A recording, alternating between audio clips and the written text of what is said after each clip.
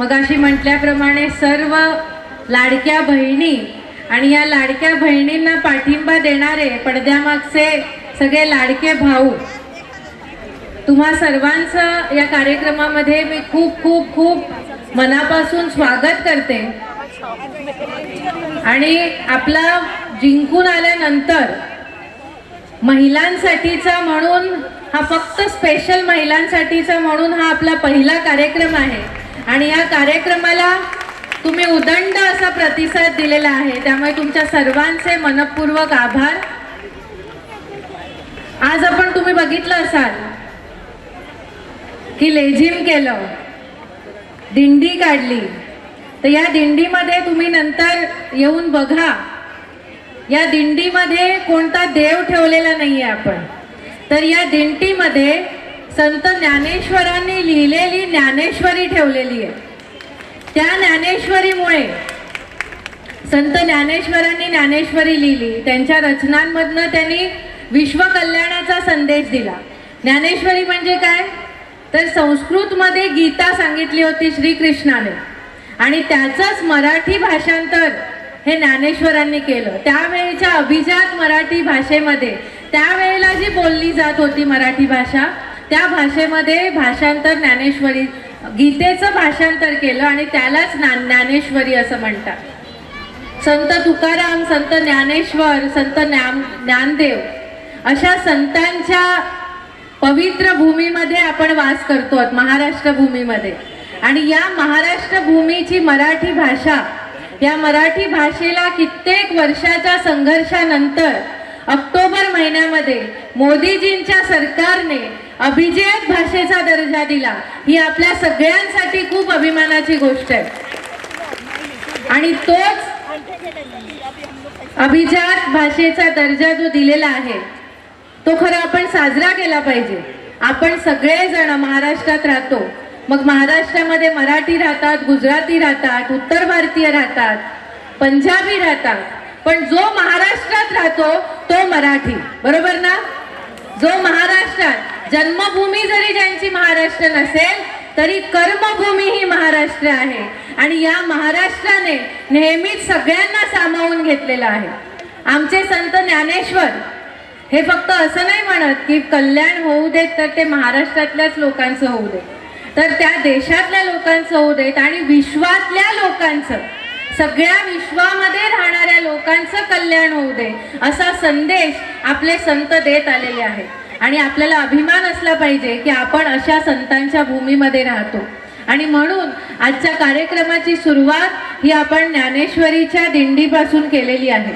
सगळ्यांनी नंतर माझी विनंती अशी राहील तुम्हाला की या दिंडीचं दर्शन घ्यावं आणि संत ज्ञानेश्वरांनी जो आपल्याला संदेश दिलेला आहे तो संदेश आपल्या जीवनामध्ये उतरवण्याचं काम आजपासून आपण करावं अशी मी तुम्हाला विनंती करते। दुसऱ्या सगळ्या महत्त्वाच्या मोठ्या कामासाठी ज्या आपण आलेलो आहोत तो म्हणजे सगळ्यांचा आवडता कार्यक्रम। मकर संक्रांत झाली की सगळ्या महिलांना वेध लागतात ते हळदी कुंकवाच्या कार्यक्रमाचे। रथसप्तमीपर्यंत आपण गावागावामध्ये, घराघरामध्ये, बिल्डिंगमध्ये हळदी कुंकवाचे कार्यक्रम घेत असतो। हल्ली तर शाळांमध्ये होतात, अंगणवाड्यांमध्ये होतात, हॉस्पिटल्समध्ये होतात, जिथे जिथे महिला आहेत तिथे तिथे हळदी कुंकवाचा हा कार्यक्रम होत असतो, होतो ना? मी मराठीत बोलतेय, सगळ्यांना कळतंय ना? नक्की? आता आपण मराठीला अभिजात भाषेचा दर्जा दिलाय, त्यामुळे आज तरी किमान मराठीतच बोलायला पाहिजे। त्याच्यामुळे इथे आलेल्या सगळ्या माझ्या अमराठी बहिणींना मी आधीच माफी मागते की मी मराठीत बोलते, पण मला अभिमान आहे की मी मराठी आहे, महाराष्ट्राची मुलगी आहे आणि मी उत्तर भारतीयांची सूनही आहे। त्यामुळे आणि एक जाऊ, माझी जाऊ ही राजस्थानची आहे, एक जाऊ मध्य प्रदेशची आहे, माझ्या ज्या सासूबाई, आजे सासूबाई होत्या त्या सिंधी होत्या, त्याच्यामुळे आमच्या घरामध्ये पूर्ण देश वसलेला आहे। त्यामुळे सगळ्याच महिला, सगळ्याच बहिणी या माझ्या आहेत, पण मी आज मराठीत बोलणार आहे। त्यामुळे तुम्ही समजून घेण्याचा प्रयत्न करा. मध्ये मध्ये हिंदीत बोलेन मी. आजचा हा कार्यक्रम हळदी कुंकवाचा नेहमीच्या हळदी कुंकवासारखा कार्यक्रम नाहीये. का नाहीये तर ह्याचं विशेष म्हणजे वसईमध्ये जे आपण 35 वर्षानंतर परिवर्तन घडवलेलं आहे, ते परिवर्तन ज्यांच्यामुळे घडलं त्या महिलांचा हळदी कुंकवाचा कार्यक्रम आज आपण घेतो. मग त्या महिलांमध्ये फक्त भाजपाच्याच महिला नाही आहेत, तर भाजपाच्या महिला आहेत, शिवसेनेच्या महिला आहेत, श्रमजीवी संघटनेच्या महिला आहेत, इतर संघटनांच्या महिला आहेत. आज आपण ध्यास फाउंडेशनच्या शेंडे मॅडमना बोलवलं. त्यांच्यासारख्या अनेक संस्था संघटनांचा हातभार आपल्या विजयामध्ये लागलेला आहे.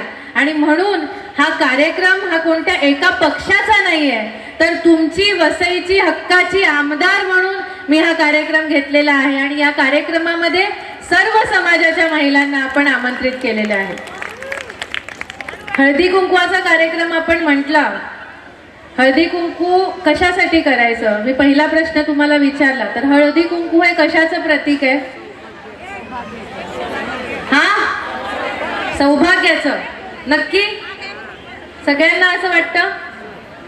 मग त्यामध्ये हळद आणि कुंकू असं आपण म्हणतो ना, मग हळद आणखी कशाचं तरी प्रतीक आहे का?